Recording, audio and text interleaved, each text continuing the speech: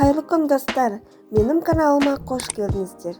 Сіздермен бүгін мен әзірге өзімнің асханамда қазақтың ұлттық тағамы бешбармақ пісіретін боламын, яғни ет немесе ас. Етке сорпа бетке демекші, бұл ас әр қазақтың үйінде ең аз дегенде айына 2 рет немесе 1 рет асылады. Біздің үйдің басты тамағы осы ет. Алыстан қонақ келсе тездетіп ас салуға жүгіреміз. Өйткені бешбармақты жеген де арманда, жемеген де арманда. Өте дәмді. Алдымен қазанымызға су құйып, астын қаттыға шығарып қоямыз. Етімізді жақсылап жуып аламыз. Қайнаған суымызға сиырдың жілігі мен жылқының қартасын салдым. Қай ет салатыныңыз өз талғамыңызда. Етіміз қайнап шыққанда бетіне осындай тосаттары бөлінеді. Оны сүзгімен осылай алып тастап тұру керек болады. 2-3 рет қайталап. Бір жайым астың нанына шамамен 1 тарелка астық, 1 жұмыртқа және 1 кеседей астың сорпасы керек болады. Алдымен астығымызды, жұмыртқамызды салып, үстінен сорпаны аз-аздан құя отырып, нанын илейтін боламыз. Шамамен 2-3 минут нанымызды илейтін боламыз. Бетін жауып 10-15 минутқа қоя тұрамыз.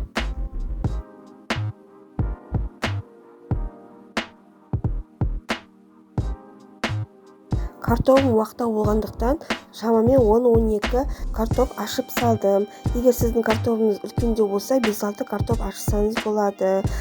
Енді үстіне сорпамызды құйып, бөлек пісіріп алатын боламын.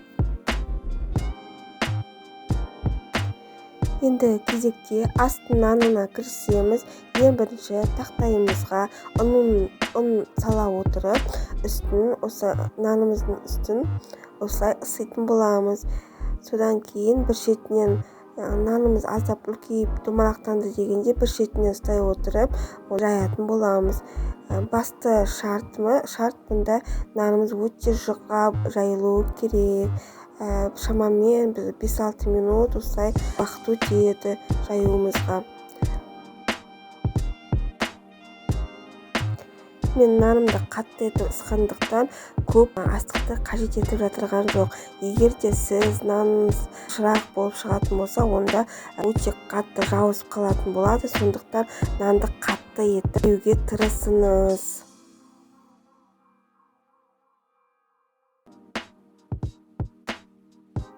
Егер де наныңыздың жабысып жатқанын байқасаңыз, арасына ұн салып отыруды ұмытпаңыз.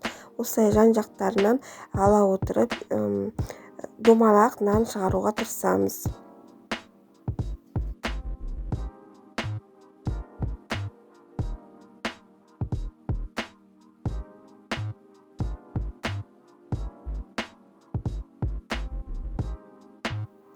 Мен нан жайып болдым. Міне осындай жұқа, өте жұқа болып шығу керек.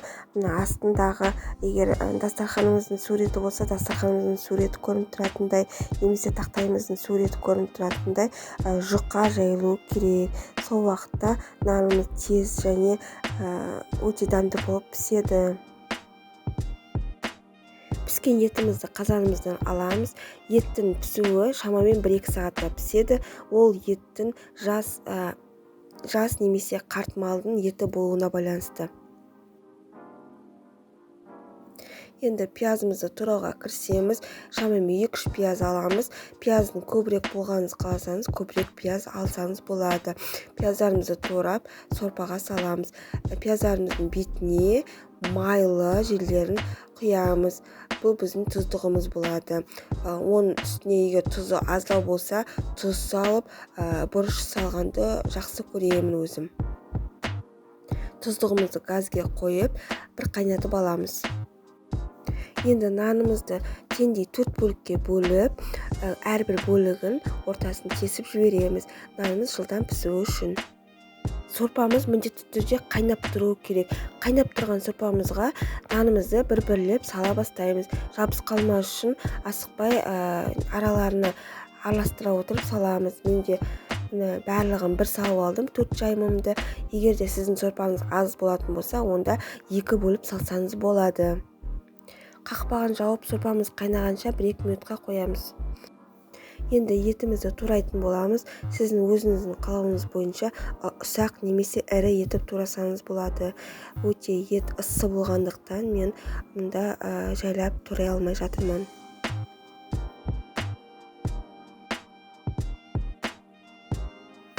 Міне осылай ірілеп еттерімізді турап аламыз, содан кейін қартамызды турайтын боламыз.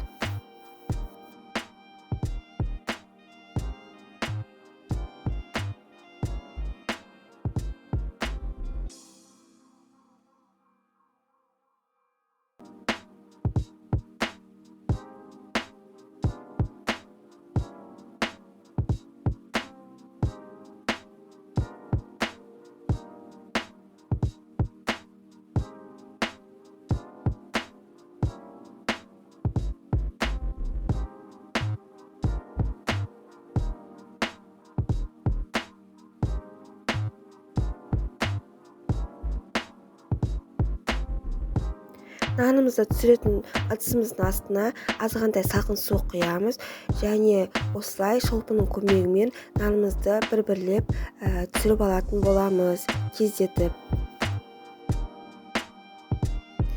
Достар, міне нанымыз дайын болды. Бетіне туралған еттерімізді саламыз, әсемдеп орта жағына және оның үстіне қарталарымызды салып, картоптарымызды осы еттің жан-жақтарына айналдыра салып шығамыз әсемдеп.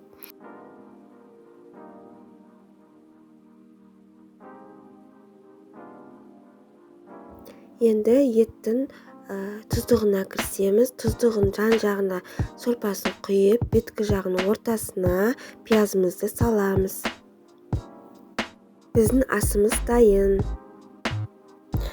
Астан кейін еттің сорпасы беріледі. Еттің сорпасын алдын ала алып қойған жөн, нан салмастан бұрын. Міне достар, біздің асымыз дайын. Мені соңына дейін қарағандарыңыз үшін көп-көп рахмет. Сіздермен болған мен Назерке. Менің каналыма подписация етіп, лайк, комментарий қалдыруды ұмытпаңыздар. Сау болыңыздар, астарыңыз дәмді болсын.